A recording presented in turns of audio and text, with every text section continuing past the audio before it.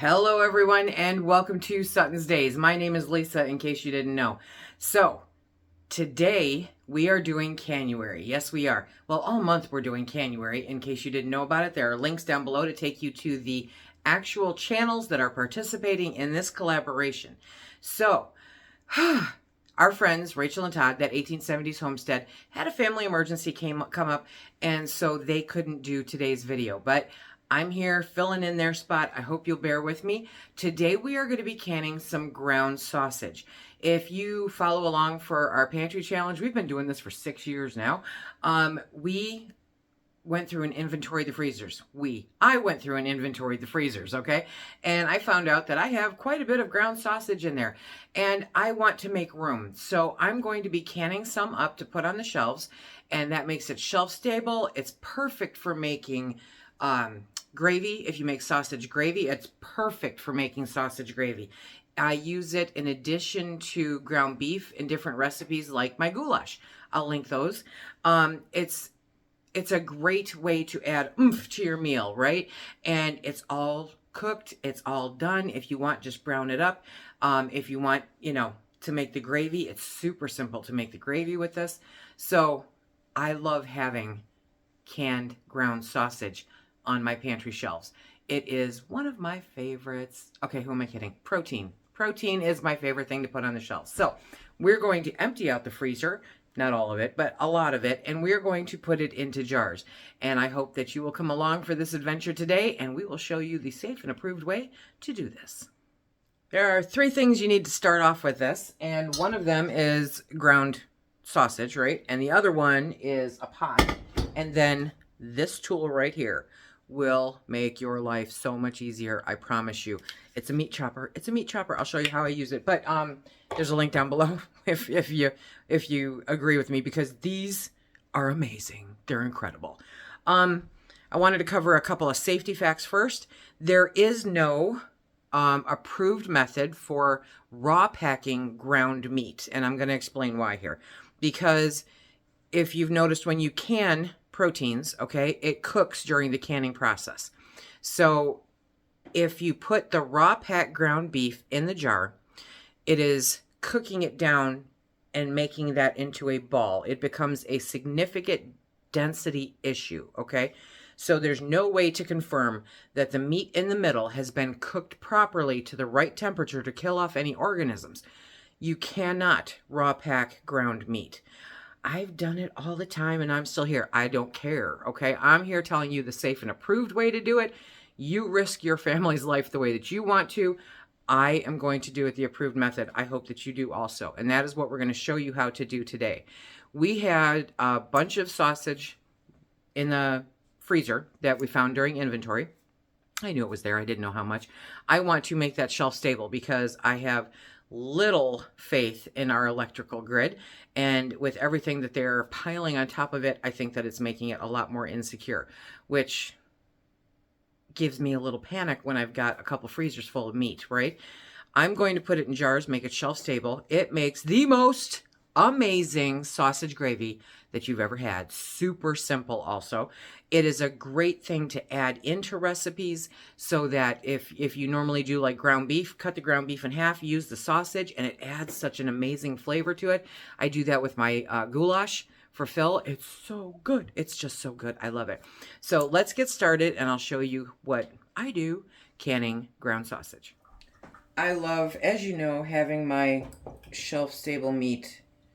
It makes everything about life easier. It is fast food to the nth degree, and it saves you time and money. It's just amazing.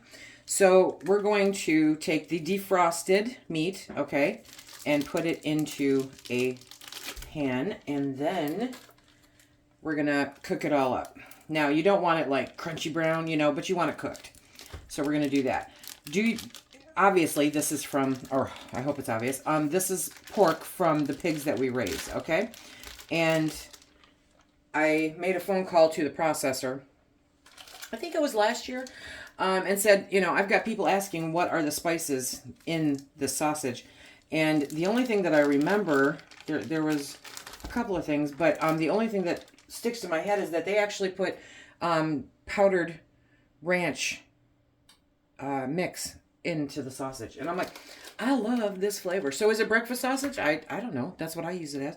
Is it Italian sausage? I don't know. That's what I use it as. It's sausage. And if I want an extra oomph of flavor, I will add that extra oomph of flavor to it. Whether that be oregano or whatever. So this is just sausage. Can you use Jimmy Dean or whatever from the store? Absolutely.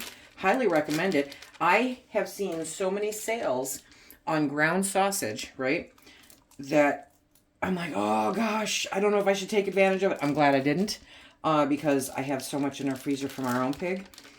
But if you find it at the store, if you are not raising your own pig, by all means, can it up, okay? Some people say that, dropping flying sausage, some people say that you cannot can anything with sage or, I don't even remember the other one. But I also hear people saying that they've always done it and had no problems.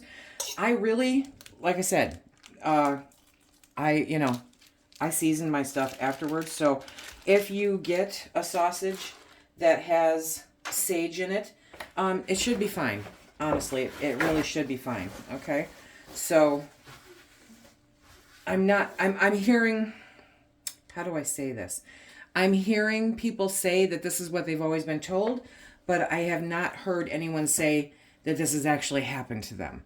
So with the flavor, with sage intensifying or turning bitter or anything like that, I have not found anybody that has run into that issue. But we've always been told that, it can happen. So how do you like the meat chopper? Check that out, right? Okay, so it just breaks it up so easy. I love it. So I just turned the stove on, and we are going to kind of beat this up a little bit, and then I am going to put the lid over it, and it's going to come up to temp. It really is. And as this cooks down, I will be back. You can hear it cooking away. So you just want to get in there with your meat chopper and mix it up. Get the stuff off the bottom, get the raw stuff down to the bottom, do your thing. And this just chops it all up really nice. This is going to take a few minutes. So when I've got this all cooked down, I mean, look at how it just breaks it up. Doesn't get any better than this. And trust me, it is much easier than using a spoon. Okay. So we're going to let this do its thing. And when it's all cooked up, we will be back. One thing to keep in mind when you're cooking this is you don't want it to be crispy brown, okay? You don't want it to be fully cooked. But you also don't want it to be raw. So you need to make sure to get in here and stir it up, and that you're mixing it around, because like there's a big hunk right there that's still raw, okay? So you don't want it raw, but you don't necessarily want it like well done. That's the word I'm going for, well done, okay? So just get in there and mix it up and chop it up with your chopper. I'm telling you, makes life so good. Okay, we have a few more minutes. Do you see the liquid in there? Okay, that's how I know it's all cooked now, okay? So we are going to go over, yes we are, and we are going to start filling jars. This is where the fun really begins, but this smells so good, my mouth is watering. Now we're going to start filling jars. Did I drain it? No, I did not. Some people will drain it. I kind of want some of that fat in the jars. As I've said before, fat is where the flavor is. Do I want a momentous amount of fat in the jars? No, I do not. But it will be fine with just a little bit. I want to see that fat cap, because you know what makes really great gravy? Fat. Yes, it does. So we are going to scoop this out, okay? And we are going to fill the jars to 1-inch headspace. And not to worry, you're going to revisit these jars a few times, okay? But we're going to fill these 4 up real quick here. Right? And then we're going to try not to make an absolute mess. There you go.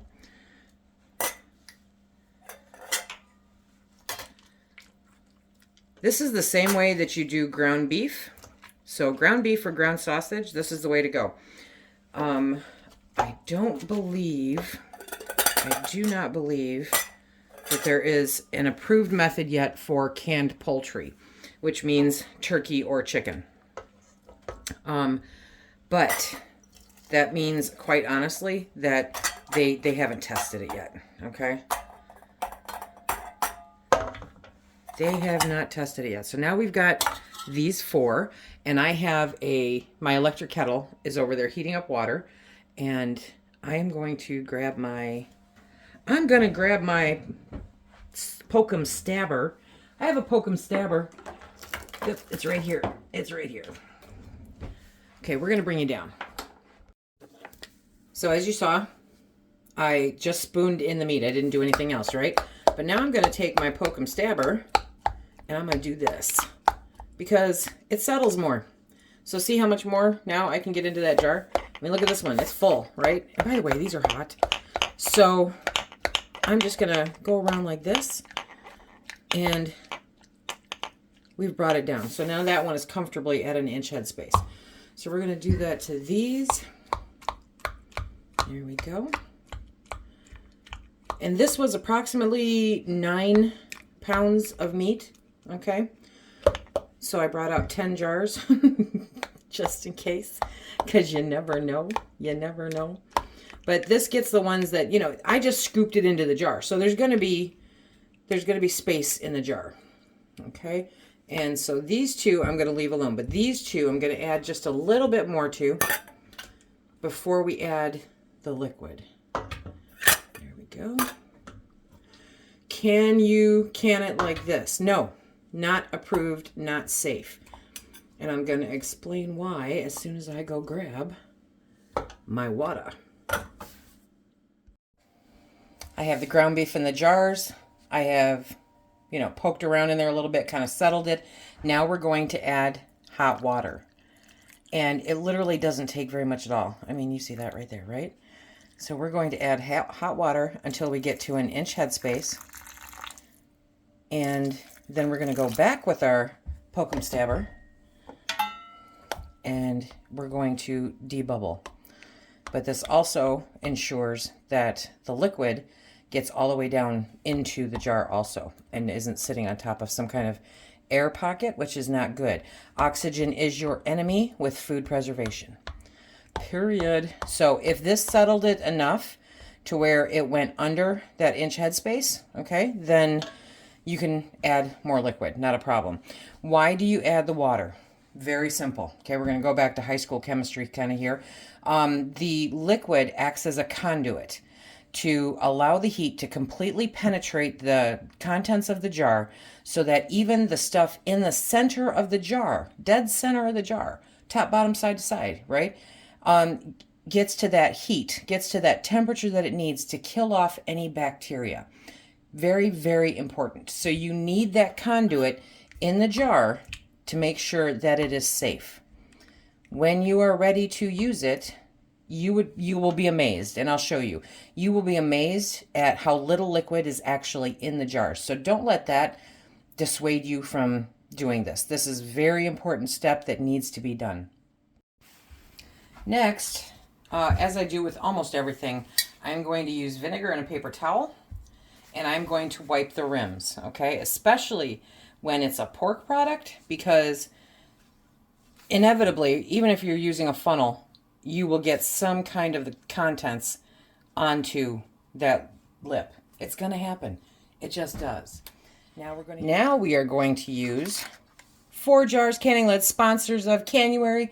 But on top of that, in addition to that, this is an amazing company with an incredible product at the most amazing price point. Okay, it has the little bubble in the lid. I love that, right?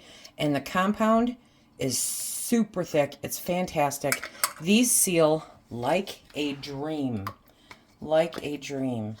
So we are very grateful that 4 Jars came on the market and saved us during a time when no other company would, for a price point that is not gouging us. I would rather put my money towards the food in the jars than all the rest of it, right? So we are putting these on finger tight. Okay, so you're just taking it and you're screwing it on.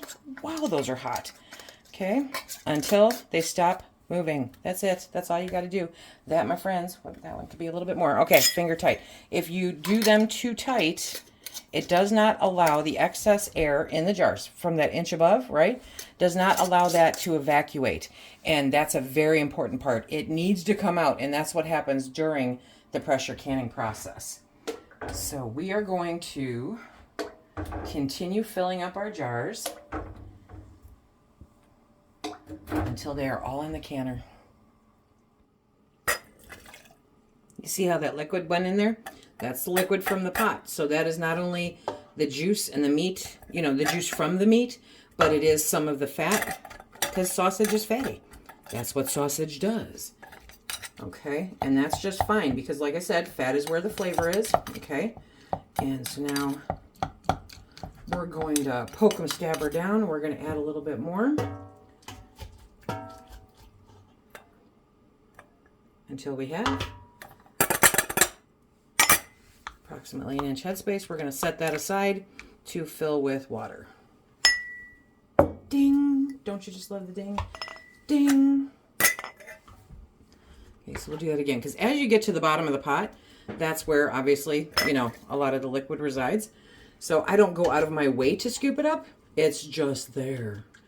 And it's not a deal breaker if it is. That's too much in the funnel, Lise. Let's see. Will this all fit? And sometimes you really do have to poke and stab it, okay? Because no matter how much you chop it, some of it is going to be in larger clumps than the rest of it. And that's not what we're looking for.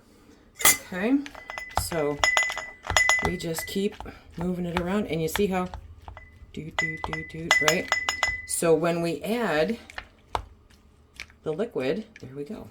Ooh, fell out. Okay, I'm gonna get the rest of these filled. You know I love raw packing my meat, right? But probably one of the few things that I really enjoy about hot packing meat is that if you don't have enough by the time you have prepped all your protein, right, to meet that inch headspace, it's not a deal breaker, because you are using the liquid to bring it up to the inch headspace. So you don't have to worry about, what am I going to do with that last little bit? You just put it in there, okay, and bring it to the inch headspace, debubble, wipe the rims. There we go. Put the lid on, put the ring on, put it in your canner, and you are good to go. While I am working on the rest of these jars, I have my canner heating up. This is hot protein, hot water in a jar, thus makes the jar hot. Trust me, my fingerprints are almost non-existent. And so you cannot put it into a canner with cold water, because as it sits in the cold water, it can cause thermal shock, which will blow out the bottom of your jar at the very least, which makes all of the food in there useless, because you cannot save it.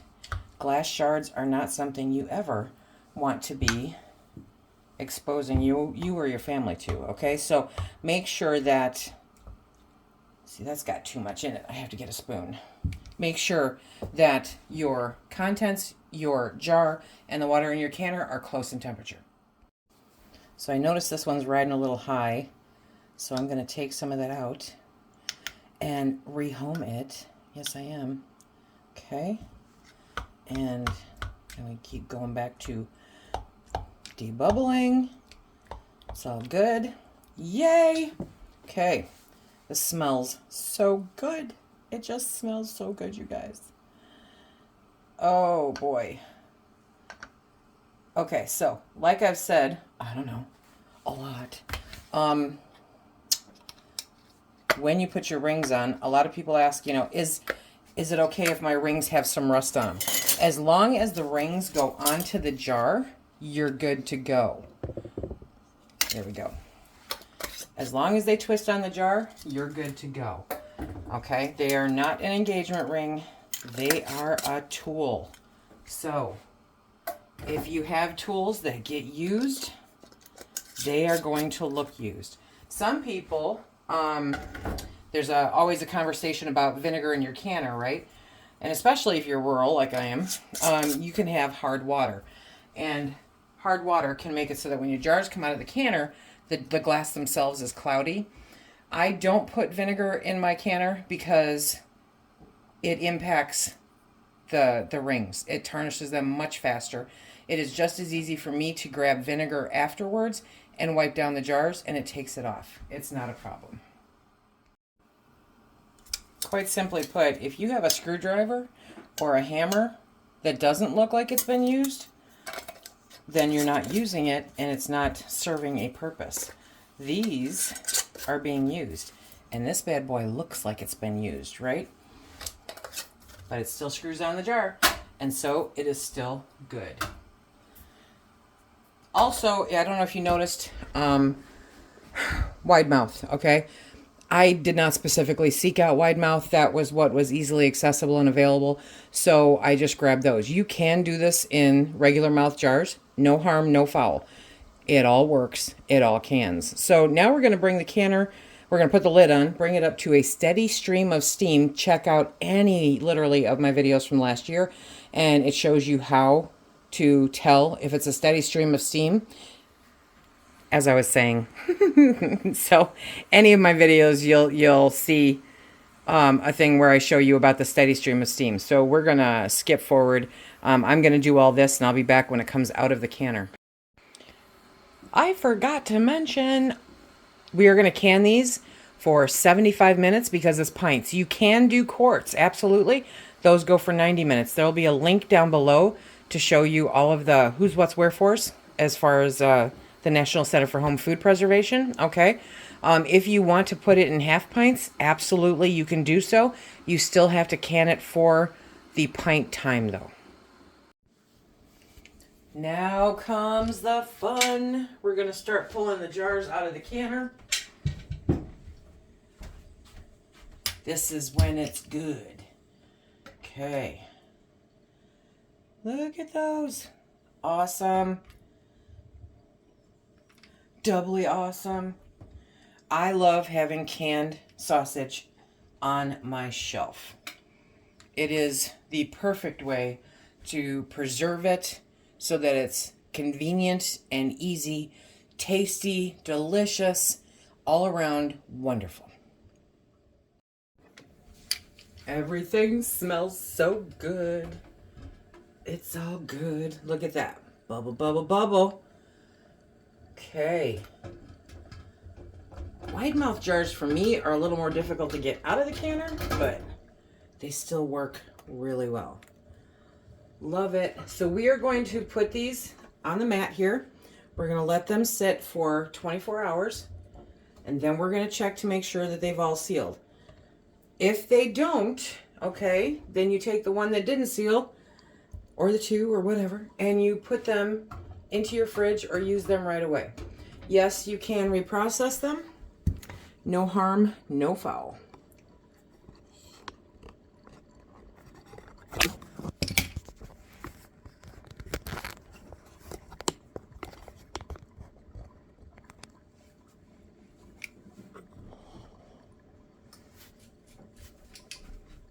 Sometimes stuff happens, okay?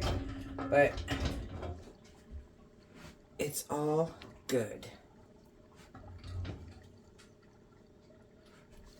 Okay, so here we have 3, 6, 7, 8, 9, 10, 11, 12 jars of canned sausage. Approximately a pound per jar. And these are going to go up on the shelf in a day. And we are going to count them as an additional blessing for an additional meal. So, so good. Can you use them to make sausage patties? Not really, no. But you can use them as an ingredient. You can use them for making sausage gravy. They're absolutely fantastic. So I hope that you give this a try, and that if you enjoy ground sausage as much as I do, that you put it on your shelf instead of your freezer, so that you have A, more freezer space, and B, a shelf-stable protein. Absolutely delicious. It smells so good. I can't tell you how good it smells. Okay, it smells really, really good. Until next time, everybody, Remember, check out all the videos in the Canuary playlist that's listed below. And be sure to leave a comment so that you can enter for an opportunity to win a couple of canners and a whole bunch of really cool stuff from 4 Jars Canning and SuttonsDaze. And until next time, everybody, please be safe.